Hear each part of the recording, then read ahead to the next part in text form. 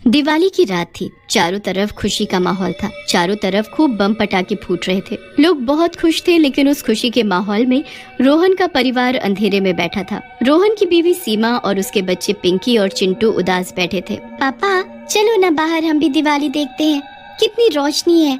चलो ना, मेरे सब दोस्त कितने खुश हैं।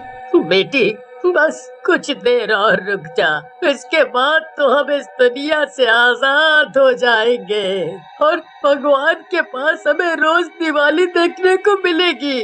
रोहन की बात सुनकर सीमा रोहन से बोलती है, हमने सही तो किया ना रोहन, अपने बच्चों की जान ले रहे हैं हम अपने साथ साथ। हमारे पास कोई और रास्ता है सीमा, क्योंकि अगर हम जिंदा रहे तो लेनदार हमें वैसे ही बेइज्जत कर कर के मार डालेंगे। रोहन और उसके परिवार ने कर्जे से तंग आकर आत्महत्या करने की कोशिश की थी और जहर खाकर अपनी मौत का इंतजार कर रहे थे। तभी उनके दरवाजे पर जोर से दस्तक होती है। रोहन और सीमा डर जाते हैं, लेकिन दरवाजे पर दस्तक होती रहती है। परेशान होकर जैसे ही सीमा घर का दरवाजा खोलती है, उसके सामने एक चुड़ैल खड़ी होती है। चुड़ैल को देखकर सीमा चिल्लाते हुए घर के अंदर की ओर भागती है। चुड़ैल, रोहन चुड़ैल आ गई। चुड़ैल भी सीमा के पीछे पीछे घर के अंदर आ जाती है। सीमा और बच्चे रोहन के पीछे छुप जाते हैं। चुड़ैल, तुम हमारे घर क्यों आई हो? चली जाओ यहाँ से, हमें शांति से रहने दो। रोहन की बात सुनकर चुड़ैल बोलती है, मैं जहाँ जाती हूँ शांति वहाँ अपने आप हो जाती है। मैं तुम सबको मारकर इस घर में रहूंगी। चुड़ैल की बात सुनकर रोहन और सीमा एक दूसरे की तरफ देखते हैं और रोहन हंसते हुए बोलता है, ठीक है चुड़ैल जी, रह लेना यहाँ पर। वैसे भी कुछ ही देर में हम सब मरने वाले हैं। हमने जहर खा लिया है, आज से ये सब तुम्हारा। रोहन की बात सुनकर चुड़ैल हैरान रह जाती है। तभी पिंकी और चिंटू बेहोश हो जाते हैं और उनके मुंह से सफेद झाग निकलने लगता है। ये सब देखकर चुड़ैल बोलती है, तुम लोग इंसान हो या राक्षस? अपने साथ साथ बच्चों को भी जहर दे दिया। मैं इन्हें ऐसे नहीं मरने दूंगी। ऐसा कहकर चुड़ैल अपना हाथ घुमाती है। चुड़ैल के जादू से दोनों बच्चे ठीक हो जाते हैं और उठकर खड़े हो जाते हैं। ये देखकर रोहन गुस्से में चुड़ैल से बोलता है, क्यों मरने नहीं दिया इन्हें? हमारे बाद इनका क्या होगा? कौन पालेगा इन्हें? चली जाओ, चली जाओ। लेकिन चुड़ैल फिर से अपना हाथ घुमाती है और रोहन और सीमा के ऊपर से भी जहर का असर खत्म हो जाता है। चुड़ैल रोहन के पास जाती है और पूछती है, क्या हुआ रोहन, क्यों तुम आत्महत्या करना चाहते हो? आत्महत्या तो करना पाप होता है। ऐसी क्या परेशानी है तुम लोगों को? फिर रोहन चुड़ैल को अपने बारे में बताने लगता है। चुड़ैल रोहन की बात सुनकर हंसने लगती है। ये देख रोहन चुड़ैल से बोलता है, मैं इतना परेशान हूँ और आप हंस रही हैं। आपके साथ अगर हुआ होता तो आपको पता चलता। हंसू ना तो क्या करूं? भला इतनी छोटी छोटी बातों पर कोई मरता है क्या? रुको 2 मिनट। ऐसा कहकर चुड़ैल अपने हाथ घुमाती है। रोहन के घर की सभी लाइट्स जलने लगती हैं। ये देख रोहन बोलता है, अरे वाह चुड़ैल जी, आपने तो अपने जादू से 2 मिनट में ही हमारे घर को रोशनी से भर दिया। तभी पिंकी और चिंटू भागकर चुड़ैल के पास चले जाते हैं और चुड़ैल से बोलते हैं, चुड़ैल जी आप तो कितनी अच्छी हैं, हमें मिठाइयाँ दो ना, हमने कई दिनों से कुछ भी नहीं खाया। हमारे सारे दोस्त हमारा मजाक उड़ाते हैं और गरीब गरीब बोलते हैं। पिंकी की बात सुनकर चुड़ैल अपना हाथ घुमाती है। घर में खूब सारी मिठाइयाँ आ जाती हैं। मिठाइयाँ देखकर पिंकी और चिंटू खूब खुश हो जाते हैं। चिंटू पिंकी से बोलता है, बहन ये देख, चुड़ैल जी ने हमें भी मिठाइयाँ दे दी, अब हमें कोई नहीं छेड़ेगा। तुम बोलना, हमने भी दिवाली में पेट भरकर मिठाइयाँ खाई हैं। हाँ हाँ मैं जरूर बोलूंगी। इतनी मिठाई तो किसी के भी घर पर नहीं होगी जितनी हमारे पास है। उन दोनों की बातें सुनकर चुड़ैल हंसने लगती है और बोलती है, कितनी प्यारी बातें करते हो तुम दोनों। पटाखे फोड़ोगे? बोलो। पटाखे का नाम सुनकर चिंटू और पिंकी खुश हो जाते हैं और हाँ में अपना सिर हिला देते हैं। चुड़ैल जादू से उन्हें पटाखे दे देती है, फिर बोलती है, लो बच्चों ये लो पटाखे और बाहर जाकर जी भर कर जलाओ और खत्म हो जाए तो और ले जाओ। फिर पिंकी और चिंटू पटाखे लेकर घर से बाहर चले जाते हैं। चुड़ैल रोहन और सीमा के पास जाती है और बोलती है, देखा कितने प्यारे बच्चे हैं, तुम लोग फिजूल में अपनी जान देने पर तुले हुए थे।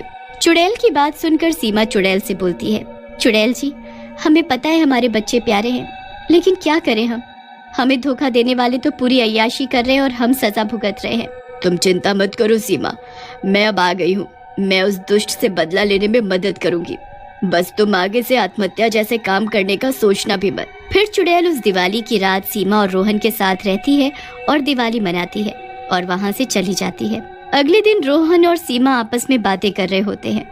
कल मुझसे सचमुच गलती हो गई थी सीमा, मुझे माफ कर देना। मुझे अपनी वजह से तुम लोगों को मुश्किल में डालने का कोई अधिकार नहीं है। आप कैसी बातें कर रहे हैं जी? आपका हम पर पूरा अधिकार है। हाँ, लेकिन हमें अपने बच्चों की जान लेने की कोशिश नहीं करनी चाहिए थी। तभी वहाँ चुड़ैल आ जाती है और बोलती है, वाह, तुम लोगों को तो बड़ी जल्दी ये बात समझ आ गई। चलो अच्छा हुआ। चलो रोहन, तुम्हारे उस पार्टनर को सबक सिखाते हैं जिसने तुम्हें धोखा दिया है। फिर चुड़ैल को लेकर रोहन के पार्टनर राहुल के पास जाती है। चुड़ैल रोहन को राहुल के पास जाकर बात करने के लिए कहती है।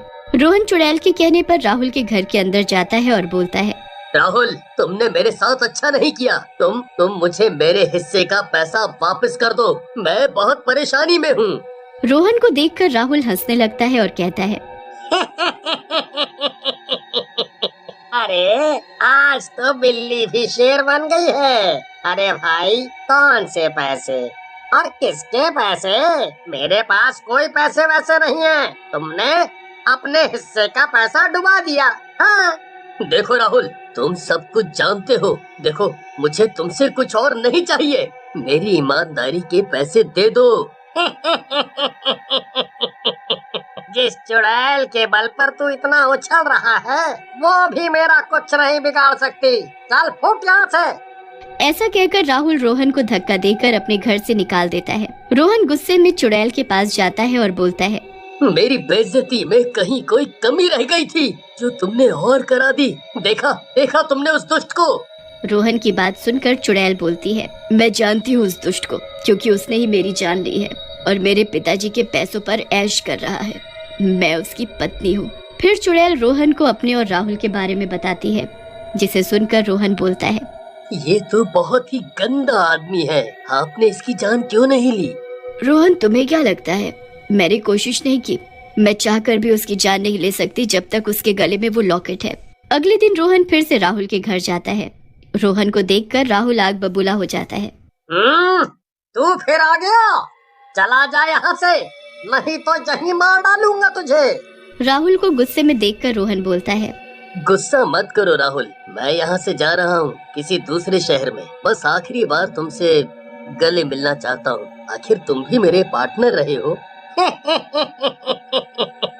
बहुत जल्दी अकल आ गई तुम्हें। आओ आओ। फिर राहुल और रोहन गले मिलते हैं। रोहन चुपके से राहुल के गले का लॉकेट उतार लेता है। तभी वहाँ चुड़ैल आ जाती है। चुड़ैल को देखकर राहुल बोलता है, तो ये तेरी योजना थी चुड़ैल, हाँ? इस जोकर के जरिए मुझसे बदला लेने की। लेकिन जब तक ये लॉकेट मेरे गले में है, कोई मुझे छू नहीं सकता, समझे? ऐसा कहकर राहुल अपने गले में हाथ फेरता है और लॉकेट को ना पाकर बोलता है, मेरा लॉकेट कहाँ गया? रोहन राहुल को लॉकेट दिखाते हुए बोलता है, ये रहा तेरा लॉकेट राहुल। अब तुझे कोई नहीं बचा सकता। तेरे पाप का घड़ा भर चुका है। चुड़ैल जी, आप इससे अपना बदला ले लो। चुड़ैल राहुल की तरफ बढ़ती है। मुझे माफ कर दो प्रिया, मुझसे गलती हो गई। मुझे माफ कर दो। मुझसे भी आज एक गलती हो रही है मेरे प्राणनाथ, मैं आपकी जान ले रही हूँ। ऐसा कहकर चुड़ैल राहुल को मार डालती है और राहुल को सारे पैसे और अपनी सारी प्रॉपर्टी देकर वहाँ से चली